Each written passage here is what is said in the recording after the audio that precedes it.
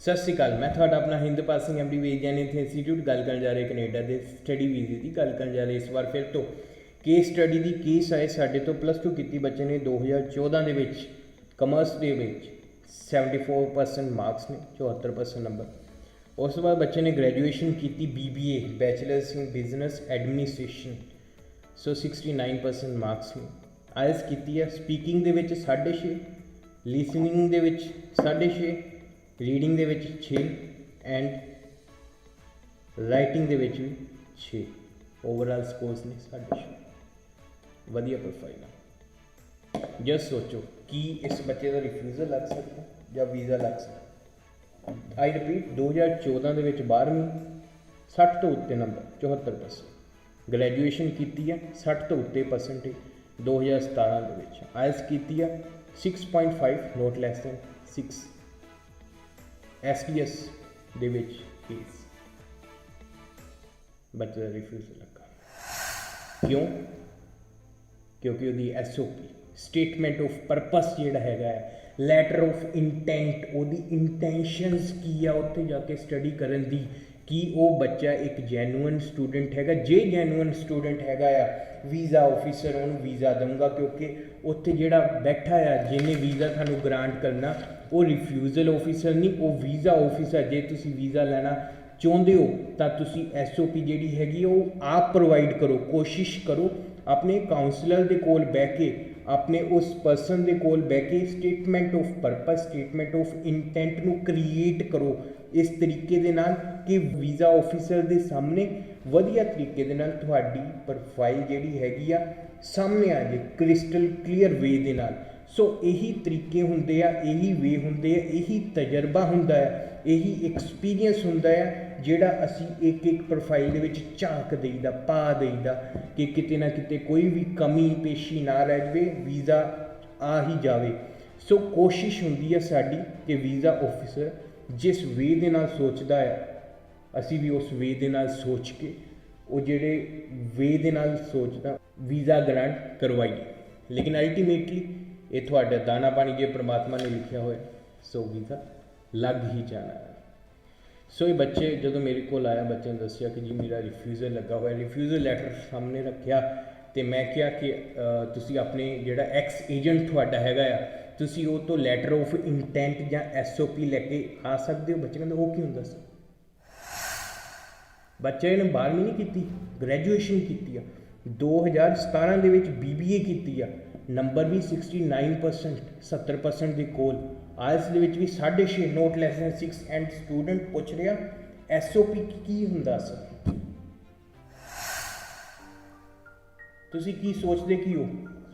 किसी एजेंट के कोल गए दफ्तर दे विच उन्हें जाके कहता आ लो जी डॉकूमेंट मेरा लगा दो वीज़ा, खत्म खत्म नहीं।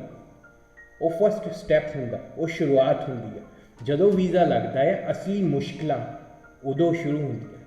फिर उस तो बाद थोड़ी स्टडी कंप्लीट होंदी, फिर वर्क परमिट, फिर PR की टेंशन।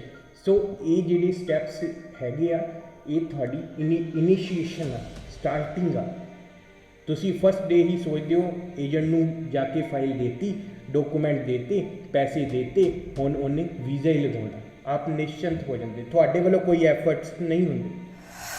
हर एक चीज़ थानू अपडेट करनी रिस्पोंसिबिलिटी नहीं है एजेंट की, ये थोड़ी अपनी निजी रिस्पोंसिबिलिटी आ।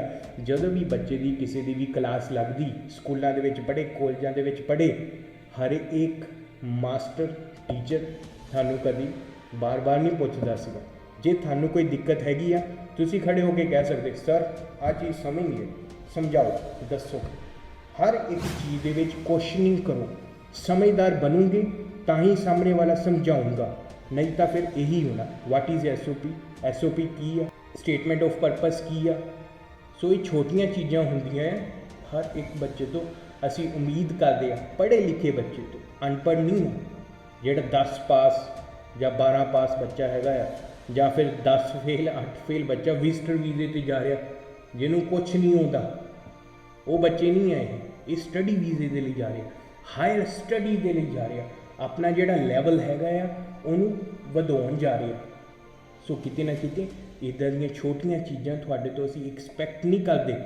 ਸੋ ਬੱਚੇ ਨੇ ਜਦੋਂ ਮੈਨੂੰ SOP ਦਿੱਤੀ ਉਹਦੇ ਵਿੱਚ ਕਾਫੀ ਦਿੱਕਤ ਸੀਗੀਆਂ, ਈਵਨ ਸਪੈਲਿੰਗ ਮਿਸਟੇਕ ਸੀਗੀਆਂ। ਮੈਂ ਹੈਰਾਨ ਹੋ ਗਿਆ ਐਂਡ ਬੱਚਾ ਵੀ ਕਹੇ ਕਿ ਹਾਂਜੀ ਸਰ ਆਹ ਗਲਤੀ ਹੈ, ਆਹ ਗਲਤੀ ਹੈ, ਹਾਂਜੀ ਹਾਂਜੀ ਇੱਥੇ ਆਹ ਗਲਤੀ ਹੈ।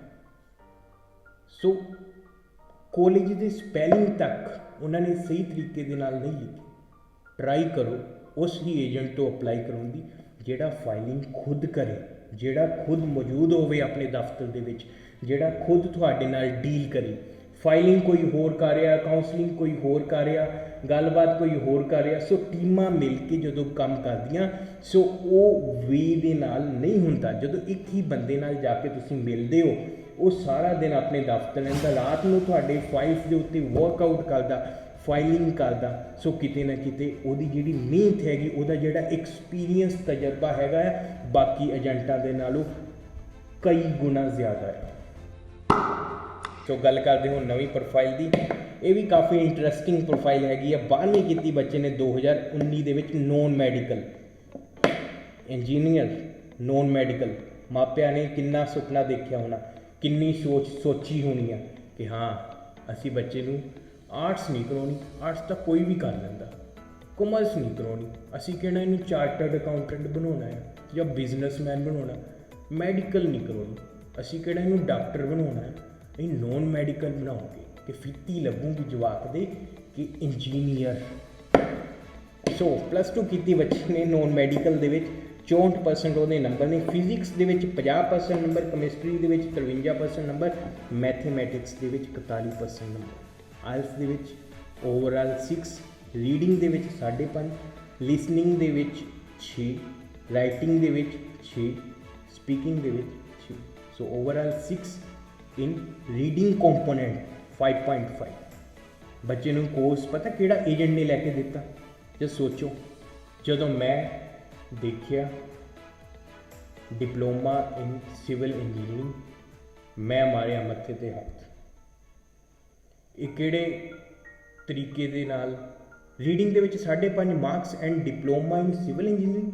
ਸਿਵਲ ਇੰਜੀਨੀਅਰ ਜਿਹੜਾ ਬਲਿਊਪ੍ਰਿੰਟਸ ਤਿਆਰ ਕਰਦਾ ਹੁੰਦਾ ਹੈ, ਆਪਣੇ ਘਰਾਂ ਦੇ ਨਕਸ਼ੇ, ਵੱਡੇ ਵੱਡੇ ਬਿਲਡਿੰਗਸ, ਵੱਡੇ ਵੱਡੇ ਪੁਲ, ਵੱਡੇ ਵੱਡੇ ਫਾਊਂਡੇਸ਼ਨਸ ਜਿਹੜੇ ਹੈਗੇ ਸਿਵਲ ਇੰਜੀਨੀਅਰ ਬਣਾਉਂਦਾ ਆ, ਰੀਡ ਕਰਦਾ ਆ, ਉਹ ਬਲਿਊਪ੍ਰਿੰਟਸ ਤਿਆਰ ਕਰ ਰਿਹਾ ਆ।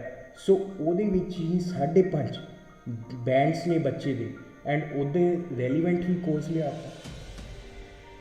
ਕੀ ਸਿਵਲ ਇੰਜੀਨੀਅਰ ਨੂੰ ਰੀਡ ਰੂਡ ਕਰਨ ਦੀ ਲੋੜ ਨਹੀਂ ਪੈਂਦੀ? ਉਹਦਾ ਤਾਂ ਕੰਮ ਹੀ ਰੀਡਿੰਗ ਐਂਡ ਰਾਈਟਿੰਗ ਹੁੰਦਾ, ਪਲੱਸ ਡਰਾਇੰਗ ਹੁੰਦਾ ਤੀਜਾ ਪਾਰਟ ਸਿਵਲ ਇੰਜੀਨੀਅਰਿੰਗ ਦਾ। ਸੋ ਇੱਦਾਂ ਦੀਆਂ ਇਰਰੈਲੀਵੈਂਸੀਆਂ ਜਿਹੜੀਆਂ ਹੈਗੀਆਂ ਆ ਏਜੰਟਸ ਦੇ ਪਾਰਟ ਦੇ ਉੱਤੇ, ਇਹ ਨੈਗਲੀਜੀਬਲ ਨਹੀਂ ਹੈਗਾ। ਕੋਈ ਬੱਚਾ ਤੁਹਾਡੇ ਤੋਂ ਫਾਈਲ ਲੈ ਕੇ ਨਹੀਂ ਆਉਂਦਾ, ਉਮੀਦ ਲੈ ਕੇ ਆਉਂਦਾ, ਇੱਕ ਐਕਸਪੈਕਟੇਸ਼ਨ ਲੈ ਕੇ ਆਉਂਦਾ। ਤੁਸੀਂ ਉਹਦੇ ਲਈ ਇੱਕ ਪਰਮਾਤਮਾ ਦਾ ਰੂਪ ਹੁੰਦੇ ਹੋ, ਇੱਕ ਰੱਬ ਦਾ ਰੂਪ ਹੁੰਦੇ ਹੋ। ਸੋ ਜਦੋਂ ਹੀ ਕਿਸੇ ਦਾ ਰਿਫਿਊਜ਼ਲ ਲੱਗਦਾ, ਉਹ 1 ਮਿੰਟ ਦੇ ਵਿੱਚ ਰੱਬ, 1 ਮਿੰਟ ਦੇ ਵਿੱਚ ਫਰੋਡ, ਡਿਪੈਂਡ ਕਰਦਾ ਜਵਾਬ ਦੇ ਉੱਤੇ। ਸੋ ਗੱਲ ਸਿੱਧੀ ਇਹੀ ਆ ਅਲਟੀਮੇਟਲੀ ਕਿ ਜੇ ਤੁਹਾਡੀ ਕਿਸਮਤ ਦੇ ਵਿੱਚ ਲਿਖਿਆ ਹੈ ਦਾਣਾ ਪਾਣੀ, ਸੋ ਤੁਹਾਡਾ ਵੀਜ਼ਾ ਲੱਗ ਜਾਊਗਾ। ਗੱਲ ਕਰੀਏ STS ਦੀ, ਉਹਨਾਂ ਵਿੱਚ ਵੀ ਰਿਫਿਊਜ਼ਲ ਆਉਂਦੇ ਨੇ ਬੱਚੇ ਦੇ। ਰੀਜ਼ਨ ਤੁਹਾਨੂੰ ਸਾਡੀਆਂ ਪੁਰਾਣੀਆਂ ਵੀਡੀਓਜ਼ ਦੇ ਵਿੱਚ ਪਤਾ ਹੈ। ਇਰਰੈਲੀਵੈਂਸੀ, ਕੁਝ ਇੱਦਾਂ ਦੇ ਕਾਲਜਿਸ ਦੇ ਵਿੱਚ ਦਾਖਲਾ ਉਹ ਦਵਾ ਰਹੇ ਨੇ, ਜਾਂ ਕੁਝ ਇੱਦਾਂ ਦੇ ਕੋਰਸਿਸ ਦੇ ਵਿੱਚ ਜਿਨ੍ਹਾਂ ਦਾ ਕੋਈ ਬੱਚੇ ਦੀ ਐਜੂਕੇਸ਼ਨ ਦੇ ਨਾਲ, ਪ੍ਰੀਵੀਅਸ ਐਜੂਕੇਸ਼ਨ ਦੇ ਨਾਲ ਕੋਈ ਤਾਲਮੇਲ ਹੀ ਨਹੀਂ ਹੈਗਾ, ਕੋਈ ਸੰਯੋਗ ਹੀ ਨਹੀਂ ਹੈਗਾ, ਕੋਈ ਵੇ ਆਊਟ ਹੀ ਨਹੀਂ ਹੈਗਾ। ਸਮਝ ਹੀ ਨਹੀਂ ਆ ਰਿਹਾ ਕਿ ਕਿਸ ਤਰੀਕੇ ਦੇ ਏਜੰਟਸ ਨੇ, ਇਹ ਧੰਦਾ ਬਣ ਗਿਆ ਹੈ, ਇਹ ਇੱਕ ਬਿਜ਼ਨਸ ਬਣ ਗਿਆ ਹੈ। ਅਸੀਂ ਇਹ ਐਜ਼ ਅ ਬਿਜ਼ਨਸ ਨਹੀਂ ਪ੍ਰਮੋਟ ਕਰ ਰਹੇ, ਅਸੀਂ ਇਹਨੂੰ ਇੱਕ ਪੈਸ਼ਨ ਦੇ ਨਾਲ, ਇੱਕ ਕਿਊਰੀਓਸਿਟੀ ਦੇ ਨਾਲ, ਇੱਕ ਅਲੱਗ ਤਰੀਕੇ ਦੇ ਨਾਲ ਅਸੀਂ ਆਪਣੇ ਦਫ਼ਤਰਾਂ ਦੇ ਵਿੱਚ ਬਹਿੰਦੇ ਆ, ਇੱਕ ਅਲੱਗ ਤਰੀਕੇ ਦੇ ਨਾਲ ਆਪਣੇ ਕਲਾਇੰਟ ਨੂੰ ਡਾਇਰੈਕਟ ਮੀਟ ਕਰਦੇ ਆ। ਸੋ ਸਾਡੀ ਅਵੇਲੇਬਿਲਿਟੀ ਹਮੇਸ਼ਾ ਹੁੰਦੀ ਆ। ਹੁਣ ਇੱਕ ਕੇਸ ਆਇਆ ਸੀਗਾ ਸਾਡੇ ਤੋਂ, ਉਹ ਬੱਚੇ ਦਾ ਰਿਫਿਊਜ਼ਲ ਲੱਗ ਗਿਆ ਕਿਸੇ ਏਜੰਟ ਤੋਂ। ਸੋ ਬੱਚੇ ਨੇ ਆ ਕੇ ਜਦੋਂ ਸਾਡੇ ਨਾਲ ਆਪਣੀ ਕਹਾਣੀ ਸਾਂਝੀ ਕੀਤੀ, ਉਹ ਕਹਿੰਦਾ ਕਿ ਹਾਂ ਆਹ ਫਲਾਨਾ ਕਾਉਂਸਲਰ ਸੀਗਾ, ਇਹਨੇ ਸਾਨੂੰ ਗੱਲਾਂ ਬਾਤਾਂ ਕੀਤੀਆਂ, ਸੋ ਮਿੱਠੀਆਂ ਟੋਫੀਆਂ, ਮਿੱਠੀਆਂ ਗੋਲੀਆਂ ਦਿੱਤੀਆਂ। ਸੋ ਗੋਲੀਆਂ ਜਦੋਂ ਖਾਧੀਆਂ, ਜਦੋਂ ਡਾਈਜੈਸਟ ਹੋਈਆਂ ਤਾਂ ਪੋਕਟ ਦੇ ਵਿੱਚੋਂ ਅਸੀਂ ਪੈਸੇ ਕੱਢੇ। ਸੋ ਪੈਸੇ ਜਿਹੜੀ ਸੀਗੀ ਉਹ ਮਿੱਠੀਆਂ ਗੋਲੀਆਂ ਦੇ ਸੀ।